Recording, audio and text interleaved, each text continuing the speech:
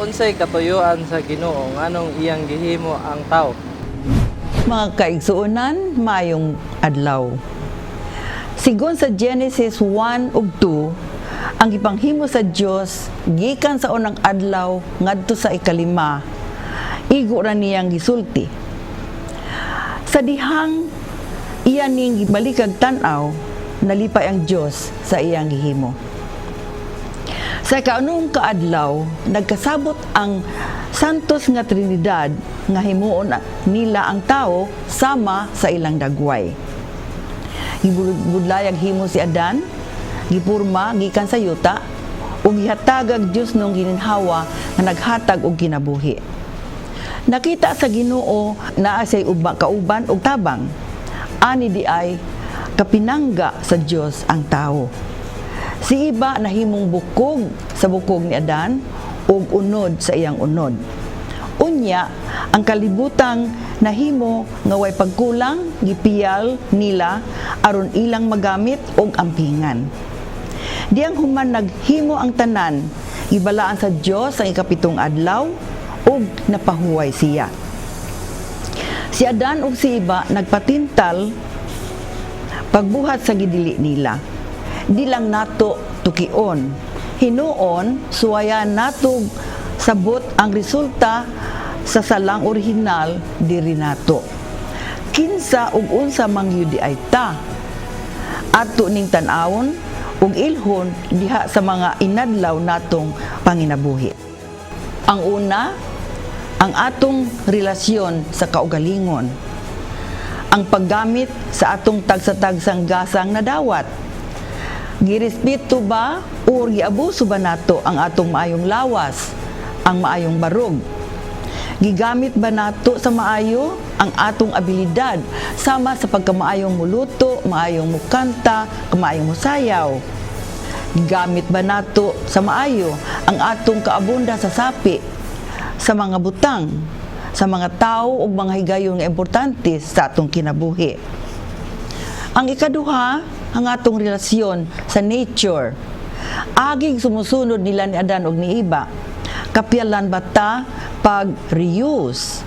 Kung muadtog carbon or tabuan, may basket batang sudlan sa kumpra or mugamit og plastic bag nga daling ilabay nga makahugaw sa palibot? Reduce. Batasan ba nato ang pag-usik-usik tungod sa kaabunda sa magamit? Recycle. Lutuon bag-usab ang bahaw o himuon dayog lamaw?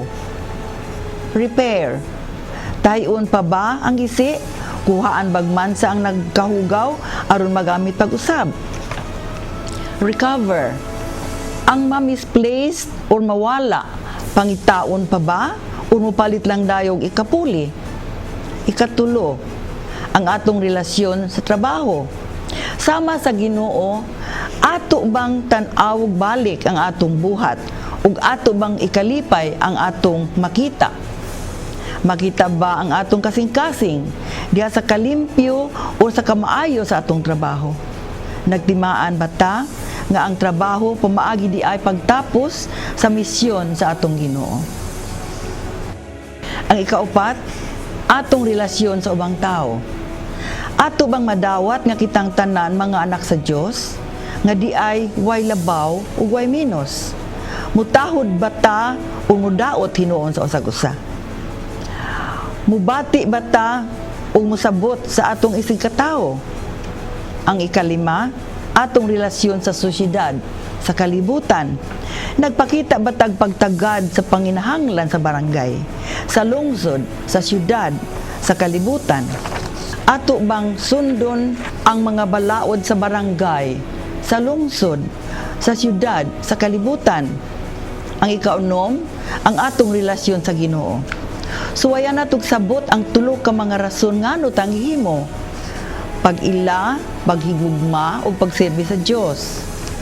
Ato bang maila o matugkad kinsa ug unsa gyud ay ta diha sa atubangan sa atong Ginoo? Posible ba nga kung unsay atong relasyon sa kaugalingon, atong attitude sa nature, attitude sa trabaho, sa ubang tao, sa sosyedad, ug sa kalibutan nga mausab ang atong relasyon or attitude sa atong Ginoo.